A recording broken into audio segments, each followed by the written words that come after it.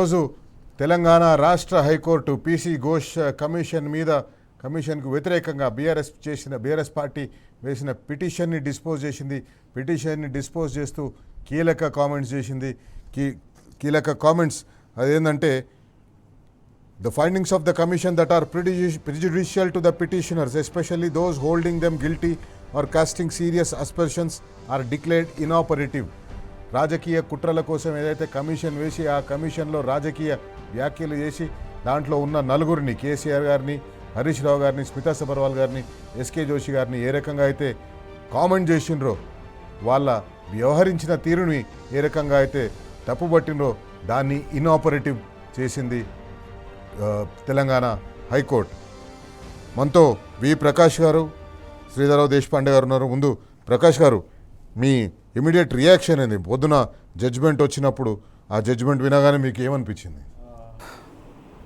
నేను ఒక అడ్వకేట్గా చాలా నెలల కింద మన టీ న్యూస్లోనే ఇవాళ జడ్జిమెంట్ గురించి చెప్పాను. నేను ఇట్లనే రాబోతుంది జడ్జిమెంట్, ఎందుకంటే మాకు చాలా క్లారిటీ ఉంటుంది. ఎందుకంటే section 8B commission enquiry act కింద ఖచ్చితంగా నోటీసులో మెన్షన్ చేయాలి. ఒక విట్నెస్ పిలిచినప్పుడు అతన్ని నువ్వు దోషిగా ఎట్లా చూస్తావు? Witness is witness, accused is accused.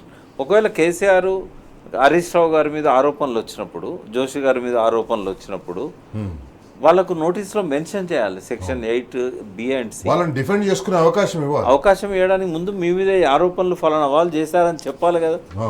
చెప్పేదాకానైతే అది సీక్రెటే కదా. ఏం ఆరోపణలు చేశారంటే తెలియదు. ఆయన ఎక్కడ కూడా వాళ్ళకి ఇచ్చిన నోటీస్లో మీరు ఫలానా రోజు విచారణకు రండి అని చెప్పాడు. అసిస్ట్ ద కమిషన్ అసిస్ట్ చేస్తేందుకు రండి అని. అంటే విట్నెస్ అంటే అంతే కదా. విట్నెస్ అంటే నేనైతే ఓపెన్గా చెప్పిన, నాకు అసలు రిటర్న్ నోటీస్ కూడా ఓవరాల్గా పిలిచాడు. ఫోన్ చేయించి మురళీధర్ గారు, ఆయనకు అసిస్ట్ చేసే జడ్జి గారు ఉండే, ఆయనతో ఫోన్ చేయించారు. సార్ మీకు టైం ఫలానా రోజు ఇచ్చారు, మీకు వీలైద్దా, కాదంటే మీరు ఏ రోజు వస్తారో చెప్పండి అని సార్ అడగమన్నారు అని. అయితే నేను నా ఎవిడెన్స్లో విట్నెస్ ఎగ్జామినేషన్ అయినప్పుడు నేను I came here to assist the commission అన్న. We don't want any assistance from anybody అన్నాడు. నన్ను పిలిచిందే అసిస్ట్ చేయడానికి. నాకు ఏది కాదు. యాక్చువల్గా నేను అపేర్ అవుదామని నేను పిటిషన్ డ్రాఫ్ట్ చేసి ఇచ్చిన. ఆయన చూడకుండా ఏం చెప్పారు మురళీధర్ గారికి, ఎవరైనా అడ్వకేట్ కమ్ ఇరిగేషన్ నాలెడ్జ్ ఉన్న వాళ్ళు ఉన్నారా అడిగారు. అడిగితే ఆయన చెప్పాడు ఒక్కరే ఉన్నారు సార్, బట్ ఇప్పుడైతే కేసీఆర్ గారితో లేరు, పాస్ట్ చైర్మన్ అని చెప్పాడట. చెప్తే ఆయన పిలవండి అన్నాడట. సడన్గా నాకు కాల్ వచ్చింది, ఆయన వచ్చిన కొత్త రోజుల్లోనే.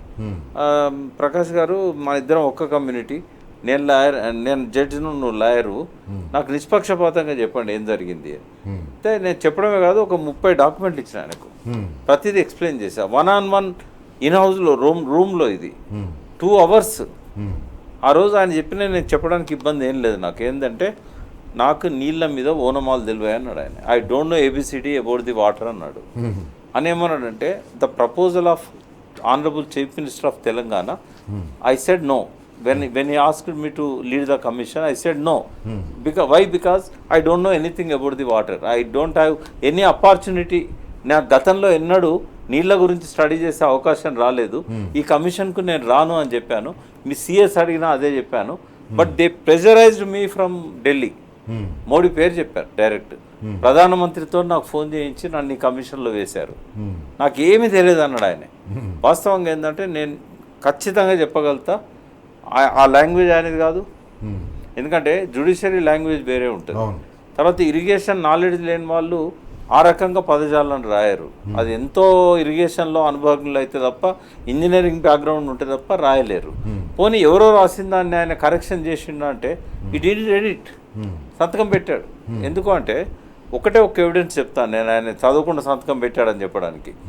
నేనే స్వయంగా ఇంజనీర్స్ రిపోర్ట్లో ముఖ్యమంత్రి గారు హౌస్ను పక్కదోవ పట్టించాడు, మిస్కోటేషన్ చదివేటప్పుడు అన్ని తీసేశాడు, మేడిగడ్డ కోసం కమిషన్ వేయలేదు, వాళ్ళు మేడిగడ్డ వద్దనలేదు. ఇది నేను 3 పేజీలలో ఉంది, 11 పేజీలలో ఇంజనీర్స్ రిపోర్ట్లో హైలైటర్ పెన్తో నేను హైలైట్ చేసి నా దగ్గర రిపోర్ట్ ఆయనకి ఇచ్చిన, చదివిండు. తర్వాత రెండోసారి కలిసినప్పుడు మళ్ళీ అదే విషయం అడిగితే మళ్ళీ చెప్పిన. నా ఎవిడెన్స్లో కూడా ప్రింట్ మీడియా ఉంది, విట్నెస్ ఎగ్జామినేషన్ అప్పుడు కూడా అదే విషయం చెప్పాను నేను. చెప్పిన తర్వాత నేను చెప్పడమే కాక ఆ ఇంజనీర్సే స్వయంగా వచ్చి చెప్పారు.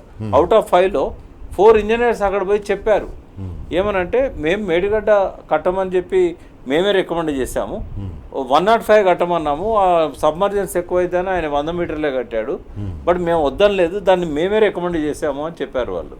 మళ్ళీ హరీష్ రావు గారు రైట్ టు ఇన్ఫర్మేషన్ కింద ఇంజనీర్స్ ఏమి ఇచ్చారు రిటర్న్ ఆర్గ్యుమెంట్స్ అనేది కూడా ఆయన తీసుకున్నాడు. ఆయన కూడా మీరు రిటర్న్ ఆర్గ్యుమెంట్స్ తీయండి అని అడిగాడు, అందులో క్లియర్గా రాశారు వాళ్ళు మేడిగడ్డ అనేది 105లో కట్టాలి అని, అది సూటబుల్ అని చెప్పారు. వాళ్ళకి ఇచ్చిన అసైన్మెంట్ ఏంటంటే మేడిగడ్డ కట్టాలన్నా వద్దని కాదు, మేడిగడ్డ నుంచి మానేరు వరకు డైరెక్ట్ నీళ్ళని తీసుకురావచ్చు టన్నెల్ ద్వారా కానీ కాలువల ద్వారా కానీ లిఫ్ట్ ద్వారా కానీ. అయితే Tadicherla open cast mines, Bhupalpally underground mines అడ్డం వస్తున్నాయి కాబట్టి మీరు అట్లా తీసుకురావడానికి లేదని చెప్పాము. మేడిగడ్డ కట్టాలని కూడా మమ్మల్ని అడగలేదు, ఆల్రెడీ మేడిగడ్డ కట్టాలనేది డిసిషన్ అది, మేమెందుకు వద్దని రికమెండ్ చేస్తామని చెప్పి వాళ్ళు చెప్పారు. కేసీఆర్ గారు హరీష్ రావు గారిని కూడా ప్రశ్న అడిగినప్పుడు వాళ్ళు కూడా చెప్పారు. ఇంతమంది చెప్పిన తర్వాత మేడిగడ్డను కట్టొద్దని చెప్పి ఇంజనీర్స్ రాశారు అని రిపోర్ట్లో రాశాడు. అంటే ఇక ఆయన చదివిందా? నేను ఆయనకు పర్సనల్ కూడా మెసేజ్ పెట్టాను. ఆయనకు పైనుంచి ఏ నోట్ వస్తే ఆ నోట్ ప్రకారం అది ఇంజనీర్స్తో తయారు చేయించి, మన దరిద్రం ఏంటంటే శ్రీకృష్ణ కంపెనీది కూడా అట్లే అయింది.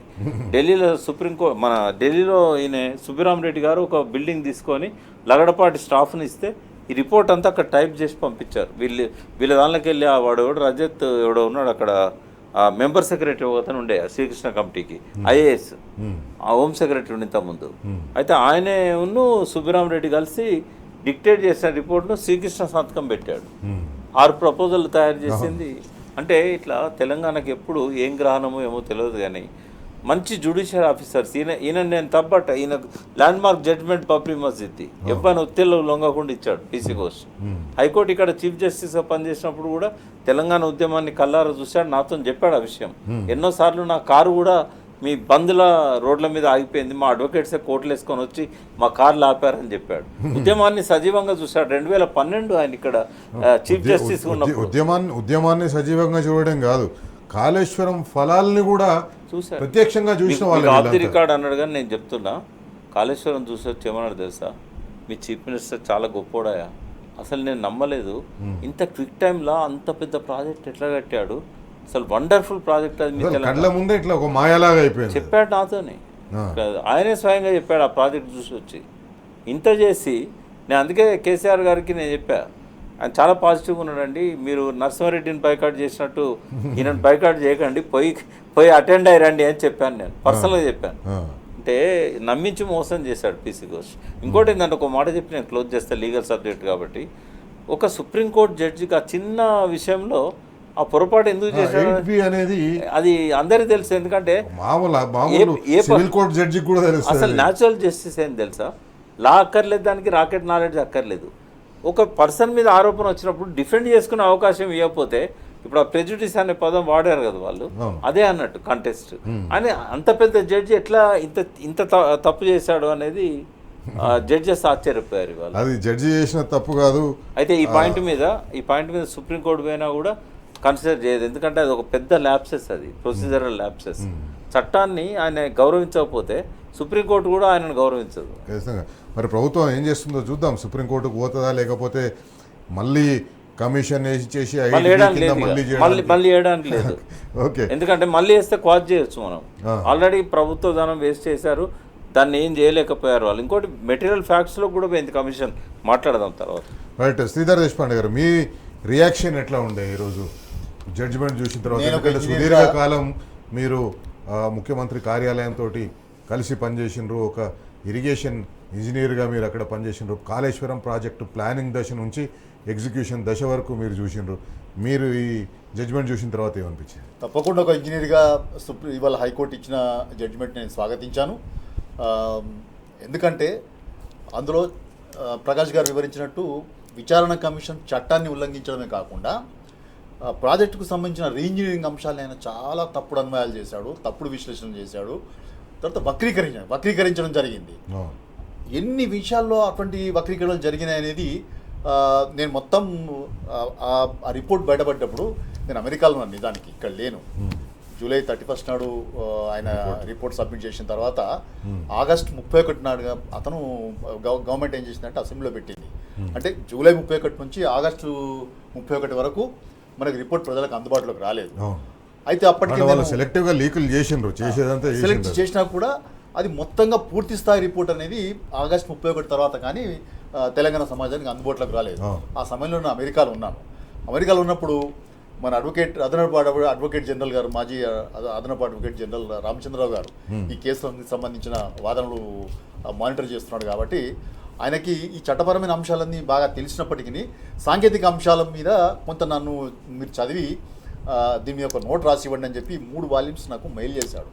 మెయిల్ చేసిన తర్వాత సరే అని చెప్పి ఆయన నా మంచి ఫ్రెండ్ కాబట్టి, గవర్నమెంట్లో ఇద్దరం కలిసి పనిచేసినాం కాబట్టి, అనేక కేసుల్లో నేను కలిసి పనిచేసినాం కాబట్టి ఆ స్నేహితంతో సరే అన్న నేను మీకు రాసిస్తానని చెప్పి 15 రోజుల పాటు నిజానికి చదివినాను. రిపోర్ట్ మొదటి పేజీ నుంచి చివరి పేజీ దాకా 3 వాల్యూమ్స్ చదివినాను.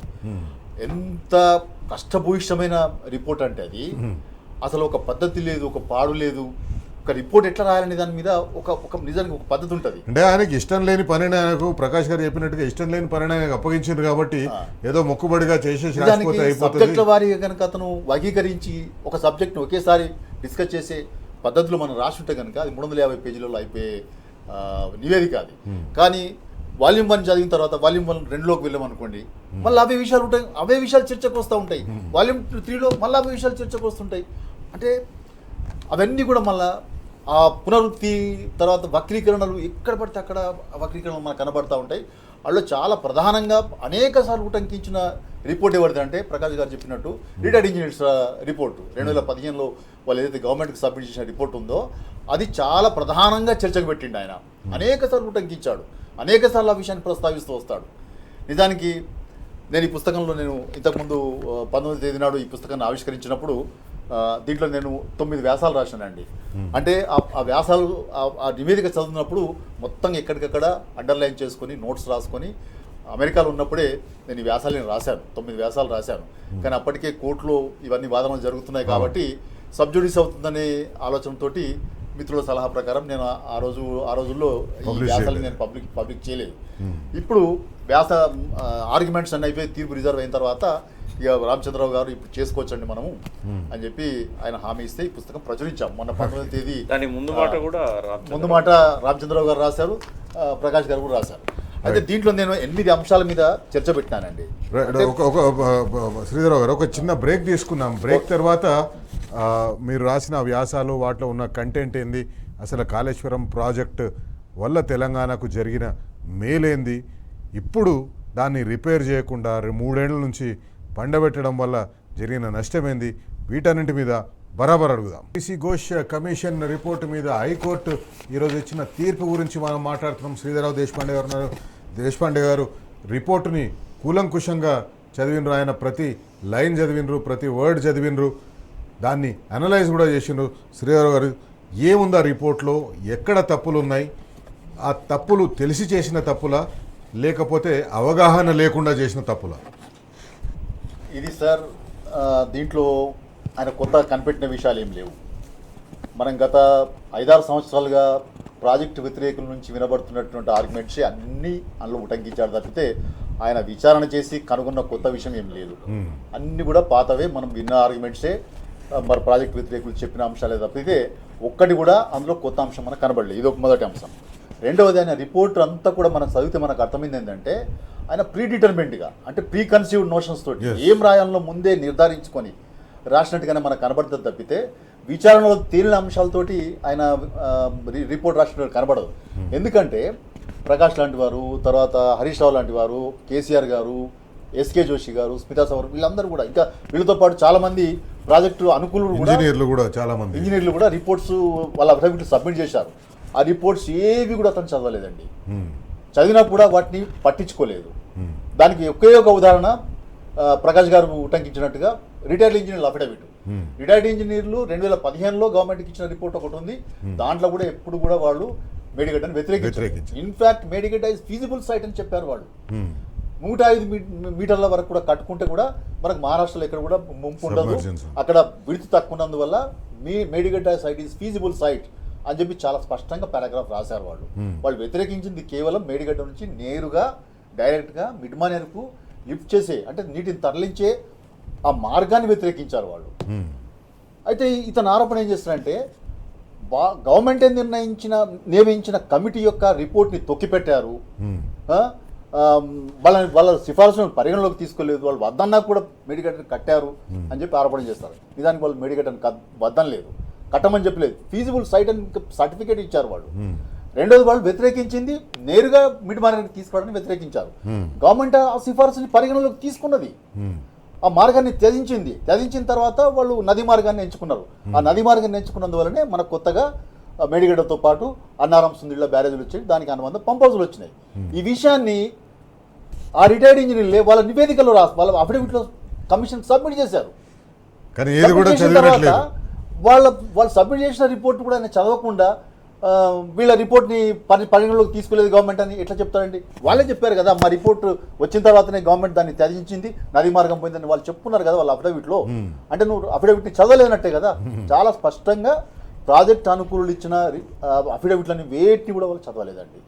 కేవలం ప్రీ డిటర్మిన్డ్గా ఎవరినో సంతృప్తిపరచడానికి మొదటి నుంచి ఏం రాయాలనో అనుకునే ఆ రిపోర్ట్ రాయడం తటస్థించింది తప్పితే విచారణలో తేలిన అంశాలను ఏవి కూడా దీంట్లో మనకు కనబడాయి.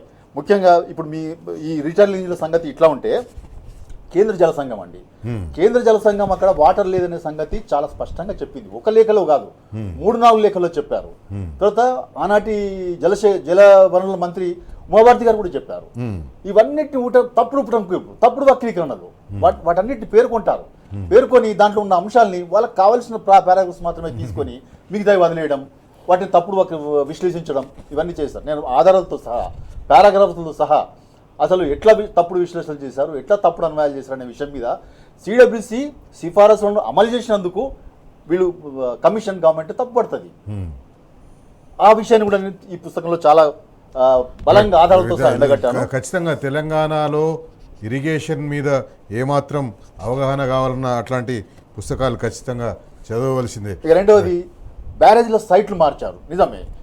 ఏవి అన్నారం బ్యారేజ్ సైట్ని, తర్వాత సుందిళ్ళ బ్యారేజ్ సైట్ని కూడా మార్చాడు. ఎందుకు మార్చవలసి వచ్చింది అనేది హైపవర్ కమిటీ చాలా కూలంకషంగా తన మినిట్స్లో రికార్డ్ చేసింది. దాని కారణాలు కూడా చెప్పింది. అయితే ఈ స్థలాలు మార్చినప్పుడు కన్సల్టింగ్ సంస్థ వ్యాప్కోస్ని సంప్రదించలేదు, ఏకపక్షంగా చేశారని చెప్పి కమిషన్ ఆరోపణ చేస్తుంది. ఎంతటి తప్పుడు ఆరోపణ అంటే ఆ హెచ్పిసి యొక్క హైపవర్ కమిటీ యొక్క మినిట్స్లోనే ఈ వ్యాప్కోస్కి సంబంధించిన ప్రాజెక్ట్ మేనేజర్ శంభు ఆజాద్ గారు, ఆయన పేరు ఉంది దాంట్లో. ఆయన పాల్గొన్నాడు, మీటింగ్స్లో పాల్గొన్నాడు.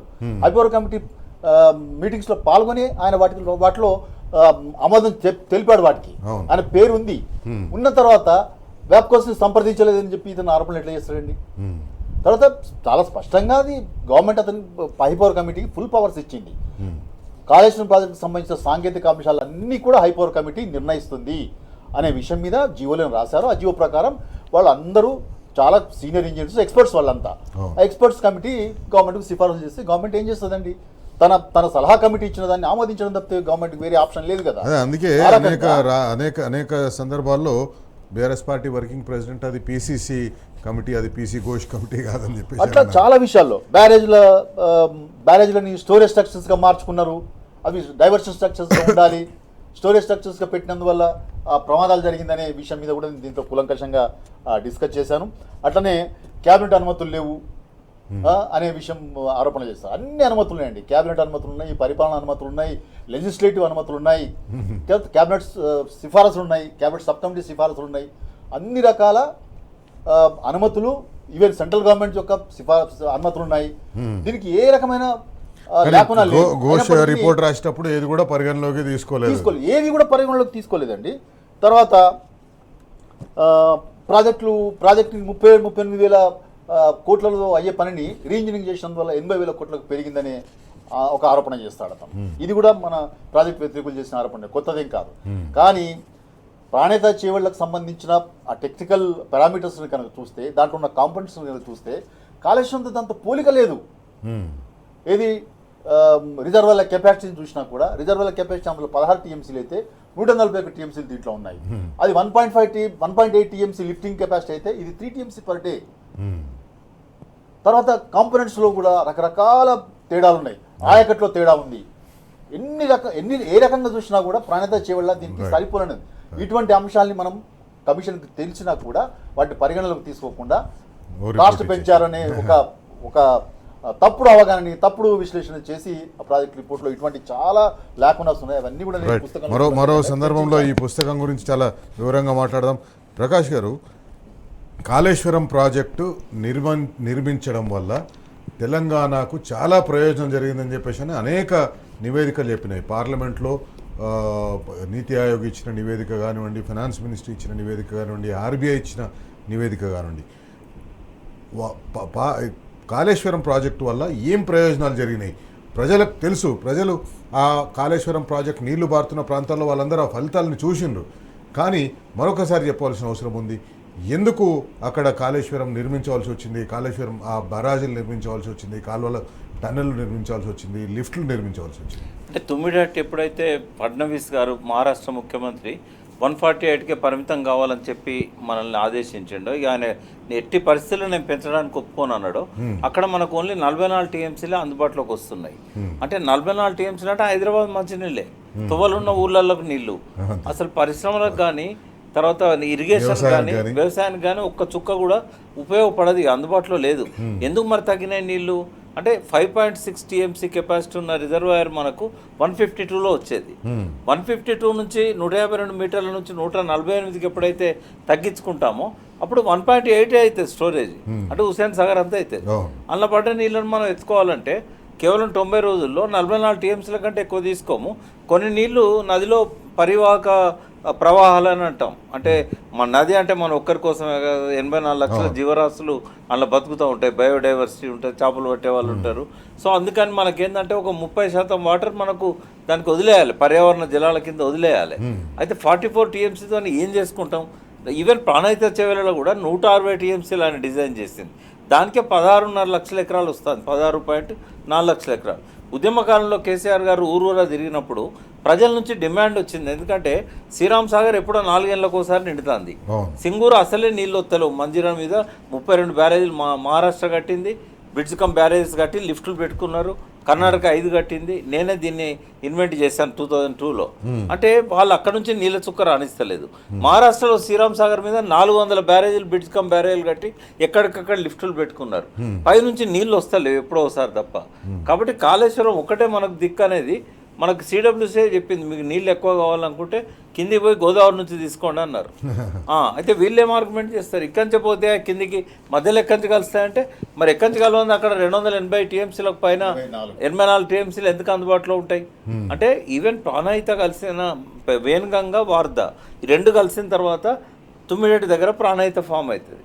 కాబట్టి కింద మనకు ఈ పాత ప్రాజెక్టులు అన్నిటికీ సరిపోయే నీళ్లు ఉన్నాయి, ప్రాణహిత నీళ్ళు.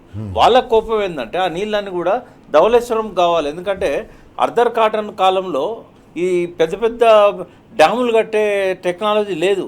మొదటిసారి మన నిజామే, ఆ 7వ నిజాం ఎవరైతే ఉన్నారో మీర్ ఉస్మాన్ అలీ ఖాన్, జర్మనీకి పంపించి ఆ గేట్లను తీసుకొచ్చి ఆసియా ఖండంలోనే నిజాం సాగర్ మొట్టమొదటి డ్యామ్ అన్నట్టు, మొత్తం ఆసియా ఖండంలోనే.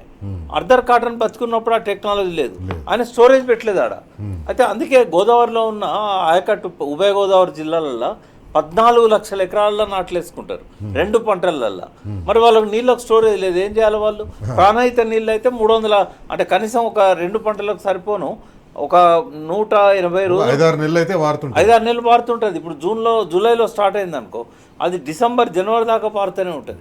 కాబట్టి వాళ్ళ తర్వాత శబరి నీళ్ళు ఉన్నాయి, సీలేర్ ప్రాజెక్టులు, ఇంద్రావతి ఉన్నాయి. ఇంకోటి వాళ్ళకి ఈశాన్య ఋతుపవనాలు, మనకు నైరుతి ఋతుపవనాలు. వాళ్ళకి ఎర్లీ క్రాప్స్కు నీళ్ళు కావాలంటే ఇంద్రావతి నుంచి రావు, శబరి నుంచి రావు. ఆడ వర్షాలు సెప్టెంబర్లో స్టార్ట్ అవుతాయి, ఈశాన్య ఋతుపవనాలు మనకు జూన్లో స్టార్ట్ అవుతాయి. ఈ నీళ్ళు వాళ్ళకి కావాలి, అందుకే మేడిగడ్డ అనేది వాళ్ళకి నచ్చలే, అందుకే పేల్చేశారు వాళ్ళు. అంటే మనకు 60 లక్షల ఎకరాలు క్యుములేటివ్గా 2019 ఖరీఫ్ నుంచి 2023లో పేల్చేసేదాకా ఖరీఫ్ వరకు రబీ పంటలు కూడా కలిపి ఈ ప్రాజెక్టుల కింద, అది మన నిజాం సాగర్ కావచ్చు, ఇది అప్పర్ మానేరు కావచ్చు, అప్పర్ మానేరు, తర్వాత ఇది కూడా శ్రీరామ్ సాగర్, ఇవన్నీ స్టెబిలైజ్ చేసుకున్నాం. ఆడేమైందంటే నీళ్ళల్లో పడైతే రెడీమేడ్ సిస్టమ్ ఉంది కదా, కాలువలోకి వెళ్ళిపోతాయి కదా, తుంగతుర్తి దాకా పోయినాయి కదా, అంటే సిస్టమ్ ఉంది. ఈ ఉత్తమ్ కుమార్ రెడ్డి ప్రజలను కన్ఫ్యూజ్ చేయడానికి 1,00,000 కోట్లు పెట్టి 1,00,000 ఎకరాలకు ఇవ్వాలి. నిన్న రేవంత్ రెడ్డి కూడా అదే మాట్లాడతారు. అంటే ఎట్లు ఇస్తారు? ఇప్పుడు పిల్లర్ లేయంగానే ఇంట్లో పోయి కాపురం చేస్తారా? పిల్లర్ లేయడానికి 3 నెలలు కూడా పట్టది. కానీ ఇంటీరియర్ చేసి ఇల్లంతా కంప్లీట్ చేయడానికి టైం పడుతుంది. అది పిల్ల కాలువలు తీసి పొలాల దాకా నీళ్ళని తీసుకుపోవాలంటే తూములు, డిస్ట్రిబ్యూటరీస్, వాటికి లైనింగ్స్, ఈ పని ఎక్కువ అవుతుంది. ఇక్కడనే ప్రతిఘటన వస్తుంది, రైతులు ఇవ్వరు భూమి. అంటే ఇవన్నీ ఎక్కువ టైం పడుతుంది. డ్యామ్ కట్టడం, బ్యారేజ్ కట్టడం తక్కువ టైం పడుతుంది, ఇదంతా ఎక్కువ టైం పడుతుంది. అయితే మనం ఏం చేసాం, రెడీగా ఉన్న ఈ స్టెబిలైజేషన్ కూడా ఉంది దీనిలో. ఆయన చేసింది 16,40,000 ఎకరాలు అయితే రాజశేఖర రెడ్డి, ఇప్పుడు ఇది 45 లక్షల ఎకరాలకు ప్లాన్ చేశారు. మూడింతలు పెరిగింది. తర్వాత 37 లక్షల ఎకరాలకు ఫస్ట్ సబ్మిట్ చేసిన రిపోర్ట్లోనే చెప్పారు. కాళేశ్వరం మీద ఏర్పాటైన పీసీ ఘోష్ కమిషన్ నివేదిక మీద ఈరోజు హైకోర్టు కీలక వ్యాఖ్యలు చేసింది. కేసీఆర్, హరీష్ రావు, స్మితా సబర్వాల్, ఎస్కే జోషి వీళ్ళ మీద చేసిన దురుద్దేశపూర్వమైన వ్యాఖ్యలను పక్కన పెట్టాలి, వాటిని కన్సిడర్ చేయొద్దు అని చెప్పేసి చెప్పింది. అట్లాగే ప్రిజుడిషియల్ టు ది పిటిషనర్ అని కీలక కామెంట్ చేసింది.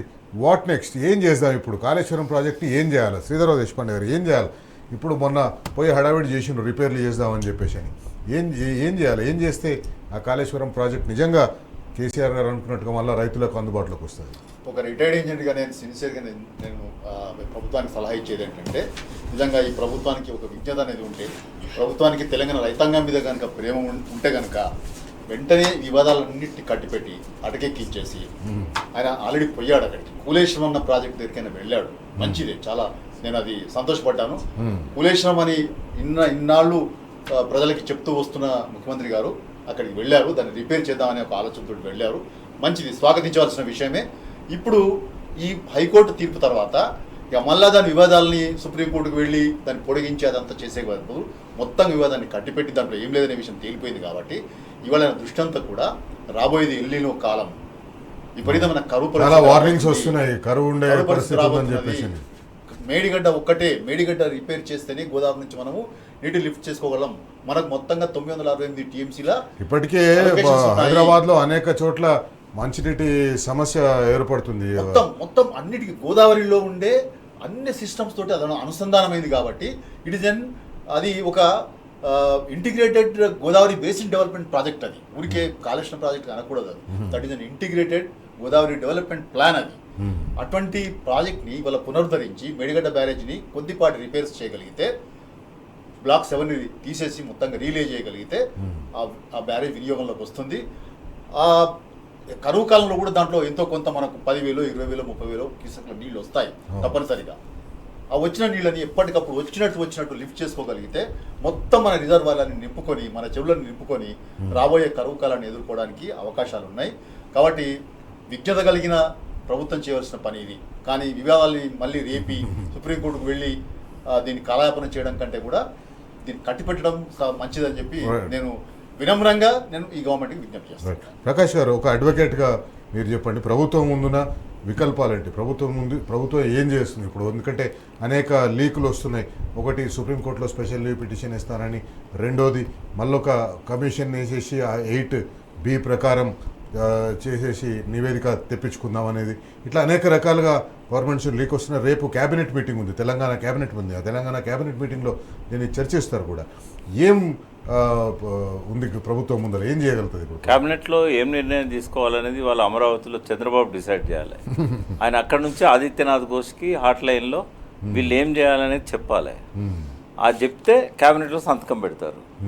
ఆ క్యాబినెట్లో పెట్టిన దాని ప్రకారం వీళ్ళు ఏం చేస్తారంటే సుప్రీంకోర్టుకు అప్పీల్ చేస్తారు. అప్పీల్ చేసి దీన్ని సాగదీస్తారు. అది నడిచిన రోజులు మళ్ళీ కేసీఆర్ మీద దుమ్ము జల్లే ప్రయత్నం చేస్తారు. నిన్న నేను అడుగుతాను, ప్రజల డబ్బుతోని కాళేశ్వరంలో మీటింగ్ పెట్టి ఆయన రాజకీయం చేశాడు. మొత్తం అడ్డమైన మాటలు, బూతులు. ఎవరన్నా, అది కాదు, ముఖ్యమంత్రి గవర్నమెంట్ డబ్బులతో మీటింగ్ పెట్టి గవర్నమెంట్ బస్సులు పంపి డాక్టర్ మహిళలను మీరు మీటింగ్కి రాకపోతే మిమ్మల్ని సభ్యత్వం రద్దు చేస్తాం, మీ లోన్లన్నీ మీద పడతాయని చెప్పి వాళ్ళని బలవంతంగా ఎండలో రప్పించుకొని మాట్లాడిన మాటలు ఏందండి? కేసీఆర్ గోరి కట్టి గోరి మీద జెండా ఎగరేస్తారట, లాగులో తొండలు తొడుగుతారట.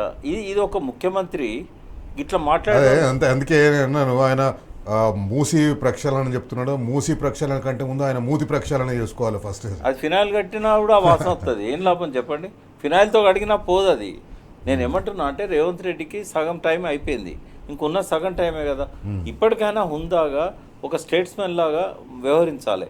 ఒక స్ట్రీట్ రౌడీ లాగా వ్యవహరిస్తే మాలాంటి వాళ్ళని టాలరేట్ చెయ్యం, మేము అంటూనే ఉంటాం. రెండవది ఏంటంటే ప్రజలకు కూడా అర్థమైంది. ఈ నిన్న మీకు తెలుసు కదా ఫిగర్స్, 36 లక్షల మంది కేసీఆర్ చూస్తే స్పీచ్ వింటే కేవలం 4 లక్షల మంది కూడా రేవంత్ రెడ్డి వినలేదు. అయితే ఇక్కడ ఒకటి చెప్పదలుచుకున్నాను నేను, అసహించుకుంటున్నారు ప్రజలు చేసే కథలకు. ఇప్పుడు ఆయన చేయాల్సింది ఏంది, భూభౌతిక పరీక్షలు జరిపి 3 నెలలు 4 నెలల కంటే ఎక్కువ పట్టదు. ఇప్పుడు 8 బ్లాకులు కట్టిన ఎల్లంటి వాళ్లకు ఒక్క బ్లాకు మళ్ళీ పునర్నిర్మించడానికి సంవత్సరాలు పడుతుందా? అయితే పోలవరంలో స్టోరేజ్ వచ్చేదాకా ఈయన మేడిగడ్డ రిపేర్ చేయడానికి నేను మీకు రేవంత్ రెడ్డి ప్రమాణ స్వీకారం చేసిన 2 వారాలకి ఇక్కడనే చెప్పిన నేను. ఎందుకు అని అంటే డెల్టాకు నీళ్ళు కావాలి. 2019 నుంచి డెల్టాల ఖరీఫ్ కానీ నాట్లకు కానీ ఇబ్బందులు అవుతున్నాయి. క్రాప్ హాలిడేస్ ఇచ్చుకున్నారు, ప్రెస్ మీట్లు పెట్టి మేడిగడ్డ కట్టినా కానీ మాకు నీళ్ళు వస్తలేవు అని చెప్పిండ్రు. కాబట్టి నేను బ్లాస్ట్ అని చెప్పడానికి ధైర్యం చేసింది ఏంటంటే ఆయన ఎఫ్ఐఆర్ ఏదైతే జరిగిందని అందులో ఎఫ్ఐఆర్లే ఉంది. ఇప్పుడు ఆ ఇంజనీర్కి అయితే ప్రభుత్వమే కదా సాలరీ ఇచ్చేది, మరి ఇంజనీర్ రాసిన రిపోర్టులోనే విధ్వంసం జరిగిందని ఉంది. మరి అటువంటిప్పుడు కేవలం పోలవరంలో స్టోరేజ్ పెరిగేదాకా, ధవళేశ్వరంలో అర్ధర్ కాటన్ డ్యామ్ కట్టలేదు కాబట్టి స్టోరేజ్ లేదు. 2 టీఎంసీలతోని 14 లక్షలు ఎక్కడ పంటలు పండుతాయి? అందుకని ఏంటంటే ఇప్పుడు ఈయన స్టోరేజ్ క్రియేట్ చేసేదాకా ఆయన ఎక్కడ మేడిగడ్డకు ఆర్డర్స్ ఇవ్వడు. ఇప్పుడు ఆయన నేను మొన్న చంద్రబాబు ప్రెస్ మీట్ పెట్టి ఏమన్నాడు, వచ్చే సంవత్సరానికి పోలవరంలో స్టోరేజ్ చేస్తామన్నాడు. వెంటనే ఇక్కడ నేను మేడిగడ్డకు టెండర్లు ఇస్తున్నా, మీకు ఎవరికైనా ఇంట్రెస్ట్ ఉంటే లెటర్ ఆఫ్ ఇంట్రెస్ట్ ఇవ్వండి అంటే అక్కడ స్విచ్ చేస్తే ఇక్కడ వెలుగుతుంది. అంటే మనము ఆంధ్ర పీడ పోయింది, ఆంధ్ర పాలకుల పీడ పోయింది అనుకున్నాం తెలంగాణ ఉద్యమంలో, కానీ మళ్ళీ దాపురించింది 12 ఏళ్ల తర్వాత, మళ్ళీ దాపురించింది 10 ఏళ్ల తర్వాత. అయితే అందుకే శని అని ఏదైతే కేటీఆర్ లాంటి వాళ్ళు అంటున్నారో, కేసీఆర్ లాంటి వాళ్ళు, అది ఖచ్చితంగా శనే. నేను నమ్మని శని, కానీ శని దాపురించిందని ప్రజలు నమ్ముతున్నారు. రైట్. కానీ ఈ పీసీ ఘోష్ కమిషన్ రిపోర్ట్ మీద ప్రభుత్వం ఏం చేసినా చెల్లదు. ఎందుకంటే ఇంత హైకోర్టు చీఫ్ జస్టిస్ ఆయన మన తెలుగు వాడు కాదు, ఆంధ్ర కాదు, తెలంగాణ కాదు, ఆయన ఒత్తిళ్లకు లోనే ఇయ్యలే. ఆయన కామెంట్స్ ఏవైతే ఉన్నాయో, ఇంకా ఆ కామెంట్స్ విన్న తర్వాత సుప్రీంకోర్టుకి వేసినా కూడా సుప్రీంకోర్టు దీన్ని అడ్మిషన్ స్టేజ్లోనే డిస్మిస్ చేసే పరిస్థితి. అలా ఒకవేళ అడ్మిట్ అయినా కూడా 1-2 ఏళ్ళ క్లోజ్ అవుతుంది అది. కానీ ఈ లోపల కాలయాపనకు పనికి వస్తుంది. సిబిఐ ఎంక్వైరీ విషయంలో కూడా ఆయన పీసీ ఘోష్ కమిషన్ దాని మీదనే, ఆ అబ్జర్వేషన్ల మీదనే సిబిఐకి ఇచ్చాడు ఆ రోజు. కాబట్టి వాళ్ళు కూడా ఎంక్వైరీ చేయడానికి ఏం లేదు, అలా అవినీతి ఆరోపణలే లేవు. పీసీ ఘోష్ రిపోర్ట్లో అవినీతి ఆరోపణలు లేవు. అలా ఒక్కటి రికవరీ చేయమన్నాడు, ఏదో 6 కోట్లు 8 కోట్లు. అది కూడా ఏంటంటే సర్వే చేసిన వాళ్ళు ఇచ్చిన కాడ కట్టలేదు కాబట్టి అది వేస్ట్ చేసిండని రాసిళ్ళు. ఎక్కడ కూడా అవినీతి ఆరోపణలు లేవు. ఎన్డీఎస్ఏ ఇంకో కమిషన్ వేస్తాము, ఇంకో కమిషన్ వేసి ఈ కమిషన్ ఏదైతే చేయలేదో ఆ పనిని ఆ కమిషన్ ద్వారా కాస్ట్ చేయించవచ్చు. ఎందుకంటే ఈయనే ఇప్పుడు ఏ కమిషన్ వేసినా కూడా సరే నోటీస్ ఇస్తారు కావచ్చు, కానీ వాళ్ళు ఏం ఫ్యాక్ట్స్ లేవు కదా. ఆడ వాళ్ళు చెప్పే కంటెన్షన్స్ ఏవి అక్కడ ప్రూవ్ కావు. ఇప్పుడు తప్పులు జరిగినాయి 1 నుంచి 5వ బ్లాక్ మధ్యలో, కూలింది 7వ బ్లాక్. అది మనం నిజంగానే దాని మీద బాంబు విశ్లేషించే వాళ్ళు ఎవరైతే సైంటిస్టులు ఉంటారో, బాంబులు పెట్టినలా లేదా అది అప్పుడే దొరికేది. అది కాలయాపన వల్ల ఇప్పుడు సాక్ష్యాధారాలు మాయమైనా కూడా వీళ్ళన్న నిర్మాణ లోపాల వల్ల కూలలేదనేది మాత్రం రుజువు అవుతుంది. రైట్. థ్యాంక్ యూ ప్రకాష్ గారు, థ్యాంక్ యూ శ్రీధరరావు గారు ఈ చర్చలో పాల్గొనడానికి. ఇది వాళ్ళ బరాబర్ అడుగుదాం. రేపు మరో ముఖ్యమైన అంశంతో మళ్ళీ కలుసుకుందాం. అంతవరకు సెలవు. నమస్తే. జై Telangana. Stay tune to T news.